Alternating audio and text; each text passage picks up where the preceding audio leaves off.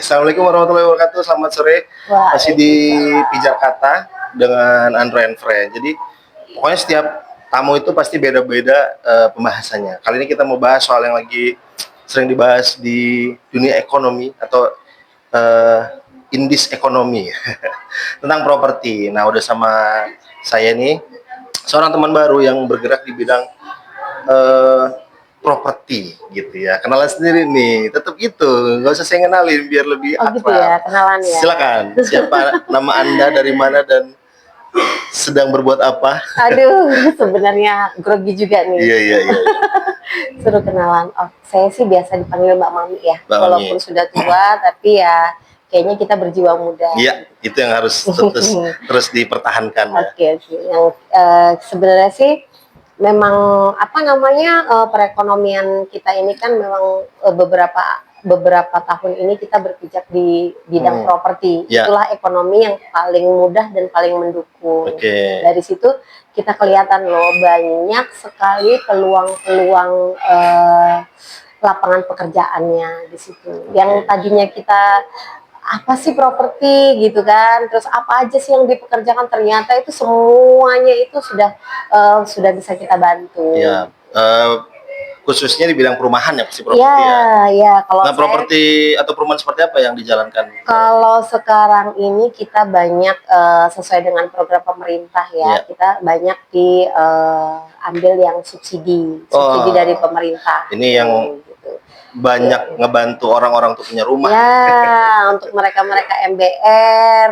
MBR apa MBR? MBR tuh masyarakat berpenghasilan rendah, maaf semuanya. Bukan maksudnya miskin lah pasti. Bukan miskin ya, ya, tapi berpenghasilan. Mereka-mereka yang baru bekerja, yang keluarga baru, yang baru belajar menata ekonomi, yang nilai, maksudnya gini ya, karena perumahan subsidi itu diperuntukkan untuk masyarakat ya, tadi itu ya, mereka memang pangsa pasarnya di situ, mereka yang baru karyawan-karyawan pabrik lah gitu. Nah, sebelum ke soal perumahannya, udah berapa tahun nih berkecimpung di dunia properti ini? Kalau saya sih newbie ya, termasuk baru 100 tahun yang lalu. Untuk berkecimpung di perumahan saya masih sekitar 9 tahun, 9 mau ke 10 tahun. 9 tahun, tapi katanya saya tadi dengar udah jual hampir 500 rumah. Alhamdulillah. Gila. Rumah siapa itu? Iya, soalnya kita tuh kebutuhannya dari jual rumah nih, bisa memenuhi kebutuhan saya dari jual rumah. Beli beras aja harus jual rumah dulu nih. Itu. Nanti saya bicarin dulu tuh. Beli beras harus jual rumah. Iya, anak-anak di rumah minta uang jajan sebentar ya, ibu jual rumah dulu. Gitu. Ini joke orang-orang properti ini. Oh gitu ya. Terus di selama berkecimpung itu gimana? Apakah memang minat atau permintaan orang atau pasar untuk rumah subsidi itu masih banyak gitu? Ya, sejauh ini sih memang kalau kebutuhannya itu, demand-nya itu banyak. Banyak sekali kebutuhan untuk rumah subsidi, khususnya ya unit-unit, kebutuhan unitnya itu banyak. Kita juga kan, pemerintah juga mencanangkan 3 juta rumah ya untuk tahun ini ya kan. Untuk tahun ini harus dibangun 3 juta rumah. Nah, bagaimana caranya 3 juta rumah itu milik kita semua. Gitu. Seperti itu. Jadi intinya memberi kesempatan untuk orang-orang yang berpenghasilan menengah ke bawah untuk punya rumah ya. Betul. Susah nggak sih punya rumah subsidi itu? Enggak, yang penting ya standar lah ya. Standar miskinnya. Standar miskinnya benar. Standar penghasilannya. Penghasilannya standar, slik OJK-nya juga bagus. Kita ya kita bisa bantu semuanya. Nah, sejauh ini perumahan mana aja nih yang dijalankan oleh Mbak Mami ini? Aduh, sudah lumayan banyak ya. Banyak ya? Karena kita lokasinya juga di mana yang sedang happening itu kita berusaha untuk dapatkan lahan di situ. Gitu. Kebetulan sekarang ini daerah ITERA ya. ITERA kan lagi berkembang pesat, kota baru segala macam. Kita berusaha untuk dapatkan lahan di situ. Karena syarat untuk membuat rumah subsidi itu kan minimal 12.000 atau kita ready stock seperti itu.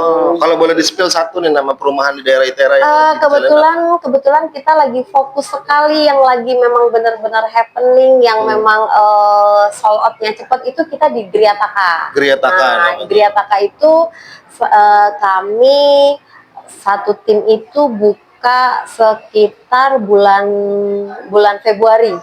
Februari perizinan segala macam beres, Maret, dan kemarin tuh sempet kita buat rumah contoh, setiap buat unit itu selalu sold out, dan ini pun masih ada yang inden nih 30 unit. Alhamdulillah. Nah, di situ stok unit kita itu sebenarnya dari set plan itu 135 unit. Tapi ini bukan cuma satu perumahan yang dijual ya, tapi bukan. ini lagi happening nih di Griataka ini. Apalagi daerah ITERA tadi ya. Nah, iya, karena memang dia lokasinya itu dari jalan raya itu sangat dekat ya, sekitar 200 meter sudah sampai lokasi, turun dari aspal. Nah, kita juga ada beberapa lagi sih di daerah Natarya, Kabupaten Lampung Selatan, yang memang nantinya akan menjadi Kabupaten Bandar Lampung Wacananya. Katanya begitu, ya. Begitu. Nah, di situ sebenarnya sudah ada proyek sebelumnya tuh sudah ada. Jadi 70 unit itu kita sold out dalam waktu, alhamdulillah 6 bulan kita sudah sold out. Dan kita pengembangan di tahap keduanya itu sekitar 200 unit. Apa ini yang ngebedain perumahan yang Mbak jual dengan perumahan lain? Sebenarnya kalau rumah subsidi itu standarnya sama ya, tapi kebetulan kita ini punya pembagian lahannya lebih lebar. Jadi kita kalau standarnya itu 72, kita bisa jual di 78 meter persegi. Gitu. Saya punya rumah kan biasanya 72 ya. Iya, ini 78. Iya, 78 meter. Agak lumayan bisa napas lah itu. Terus kalau sekarang ini ya pinter-pinter pengembang lah ya, buat kalau kita kebetulan sudah kita kasih area untuk memasaknya. Terus kita kasih juga batas dari tanah tersebut. Jadi kita pagar setinggi 1 meter, menandakan bahwa satu unit itu batasnya di sini gitu. Jadi jelas gitu. Mereka untuk pembeli-pembeli udah nggak banyak PR. Mereka misalnya mereka beli akad terus pengen langsung pindah pun sudah ready. Benar-benar ready stock. Ready stock. Iya, ready unit. Tinggal langsung tinggal di situ ya. Iya, nah, betul. Selain itu misalnya kayak nggak bahas soal perumahannya lagi nih. Kita lari ke kondisi saat ini masyarakat yang ingin memiliki rumah itu. Animo masyarakat. Animonya gimana? Ya. Terus ketika mereka kesulitan, gimana cara untuk membantunya? Kalau kita sih, kalau misalnya mereka mengalami kesulitan, misalnya nih ada beberapa kendala di pemberkasan segala macam, kebetulan ya kita ada beberapa kita selalu bekerja sama dengan instansi-instansi lain gitu, kayak Dukcapil, terus kantor pajak, semuanya kita mudahkan. Syarat-syarat syarat-syarat yang memang wajib ada dari bank itu, insya Allah semua kita mudahkan. Yang penting intinya gini, si calon debitur itu benar-benar mau memiliki rumah dan sanggup untuk membayarnya. Gitu. Lolos dari lolos dari SLIK OJK, kita bantu semuanya. Terus ada pengalaman unik nggak, Mbak, untuk konsumen ini yang kira-kira? Banyak ya. Secara kita setiap hari ini minimal ketemu dengan minimal 10 orang baru. 10 orang baru itu yang kita perkenalkan. Sebenarnya saya sebagai pemula di dunia marketing itu, tugas saya hanya bercerita. Apa sih siapa sih saya, apa sih pekerjaan saya.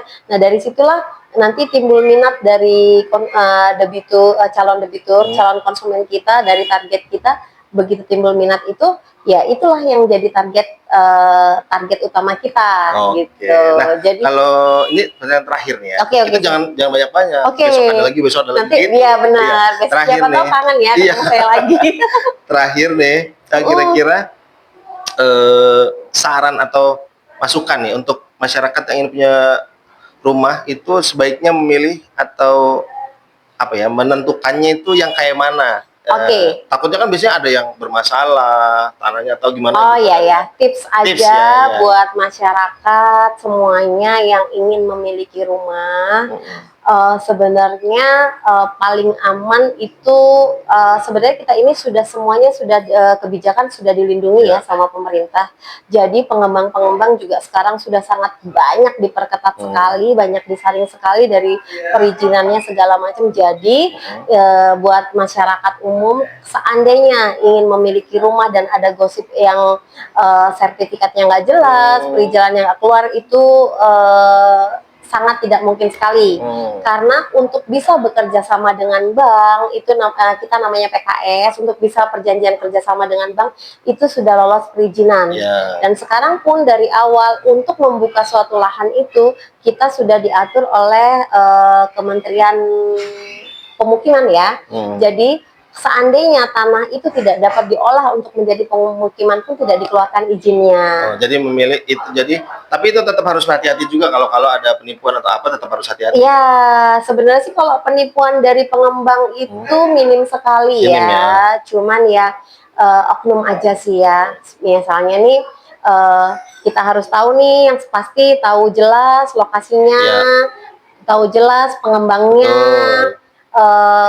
Usahakan semua transaksi itu ada di kantor pengembang gitu, ataupun menggunakan rekening pengembang. Kalaupun pengembang ini mengalihkan penjualannya secara pribadi ke perorangan, usahakan sama uang yang Anda transfer itu sama dengan nama sertifikat yang ada. Itu terima kasih. Kita dikit-dikit cicil, nanti kasih informasi lagi. Nanti spesifikasi rumahnya mungkin bisa lebih detail ya, Mbak. Iya. Terima kasih untuk teman-teman undangannya. Sobat Pijar Kata. Kita masih akan banyak ngobrol lagi nih nanti soal kondisi perekonomian dan masalah-masalah ini nih, properti. Gitu. Itu aja, makasih banyak Mbak Mimi. Oke, sampai ketemu di episode berikutnya.